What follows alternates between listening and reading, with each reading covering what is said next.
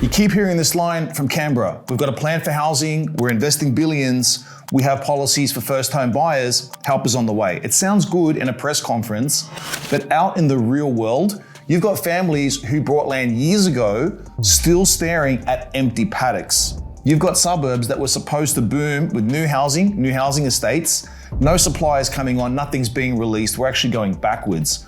And you've got affordable housing quietly disappearing out of the system altogether. So here's my question to the government. If the plan is working, why are so many Aussies stuck living with the in-laws, paying insane rents, or watching their dreams evaporate? Now in this video, I'm going to show you real case studies, real families, real Aussies who've been waiting years to build, only to be told their homes can't go ahead because the pipes and roads don't exist. There's no infrastructure. I'll talk about how governments have effectively ripped about 128,000 affordable homes out of the system, never to be built, and why the big national housing target is already drifting out of reach, even in the places that were meant to carry the load. And we're going to do it through real numbers and real families, not feel-good slogans, data-driven information. Let's get into it. Let's start with the most ridiculous part of this whole mess that we are in. Right now across Australia, about 82,000 homes could be under construction. Now, the land is owned, the blocks are sold, they've been purchased by people who want to build a home. Councils have ticked the boxes, developers are ready to go, and yet nothing is happening. Why is this so?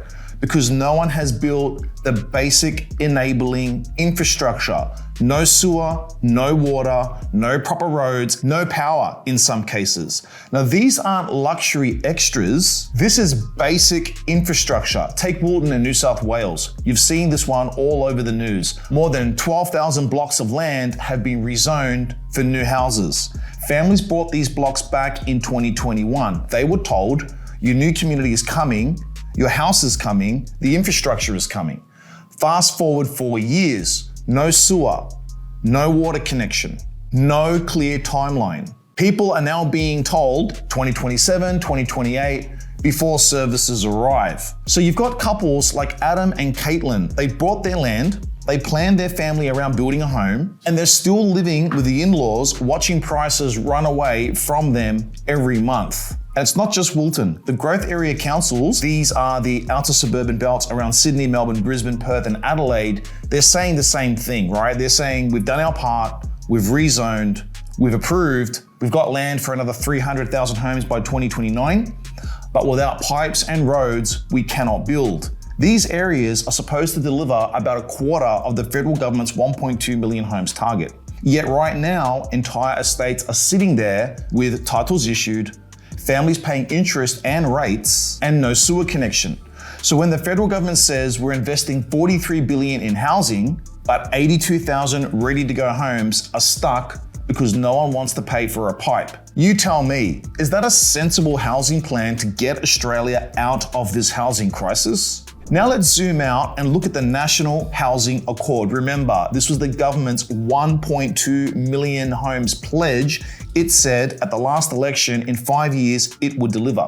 Now to hit that target, Australia needs to build about 240,000 homes a year between mid-2024 and mid-2029. So how did we go in the first 12 months of this timeline? In fact, that 12 months has already gone past, so we can review that scorecard. Now we didn't build 240,000 homes. We didn't even approve 240,000 homes. We only approved 186,000 homes. So that's 54,000 homes short on approvals before you even factor in delays, cancellations, and demolitions.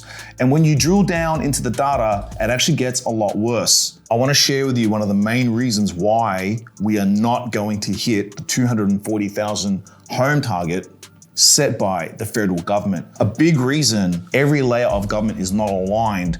And in fact, some local council areas are delivering all of the supply. Most are actually resistant to delivering supply. So a handful of local government areas are doing the heavy lifting. Large chunks of the country are actually resistant and going massively backwards. It's going to take every region, every council area to get on board with this to solve the housing crisis. Now take a look at Victoria, for example. Overall, approvals are actually up, which actually does sound good. But for more than half the state suburbs, those suburbs actually went backwards or remained flat for approvals. That simply isn't good enough. Just 20 areas delivered almost 2/3 of all approvals. This is the same pattern in New South Wales. Hundreds of areas recorded declines in approvals compared with the year before. More areas actually went backwards in their approvals than actually increased. So this is a very worrying sign for new supply to come. Queensland actually looks better on the surface. More regions are growing than shrinking.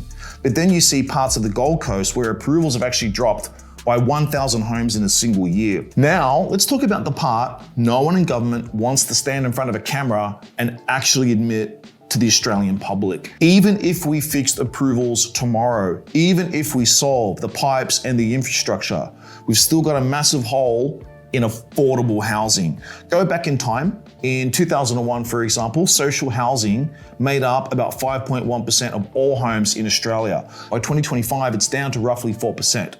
That doesn't sound like much of a difference, 1 percentage point, but in reality, that's a gap of 128,000 homes.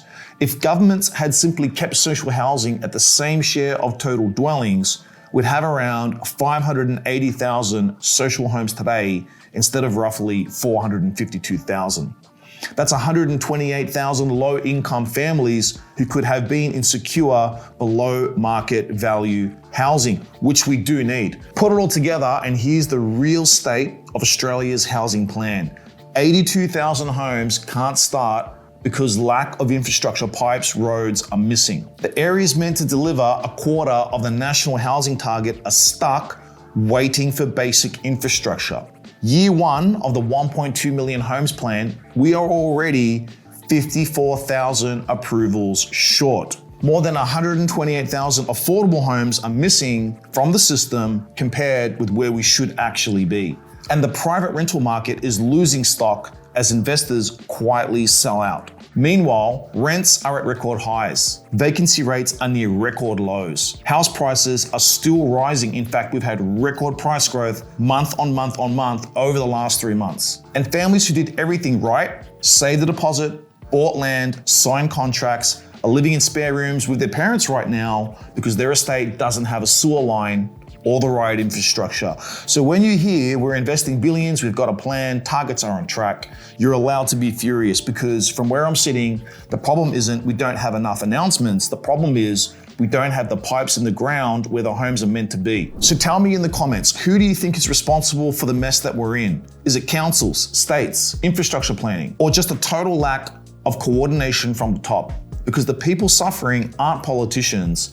They are young families, first-time buyers, migrants, essential workers, people who just want a stable place to live. As always, this is your daily property update, your 3 to 6 minute breakdown of the Australian property market so that you can be a property insider. Hit like and make sure to hit subscribe. We do these videos every single day so you can stay ahead of the curve, and I'll see you guys in the next video. By the way, if you're concerned about housing supply, you absolutely must watch this video where the government is being grilled in a Senate inquiry about housing supply. Go ahead and check that video out right now.